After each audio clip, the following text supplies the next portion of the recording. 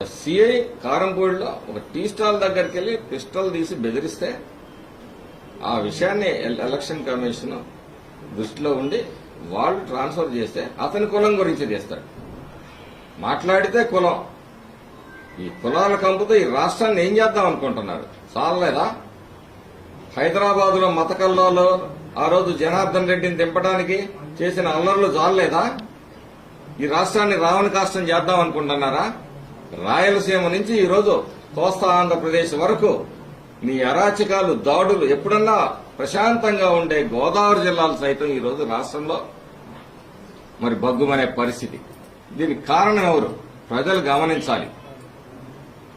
ఏ కులాన్ని ఉద్ధరించలేదు ఈ YCP party. ఈ యువజన శ్రామిక రైతు పార్టీ అని చెప్పుకున్న యువతకేం చేశావు? శ్రామికులకేం చేశావు? రైతులకేం చేశావు? ఉద్యోగస్తులకేం చేశావు? అందరికీ అన్యాయం చేశావు, అందరికీ ద్రోహం చేశావు.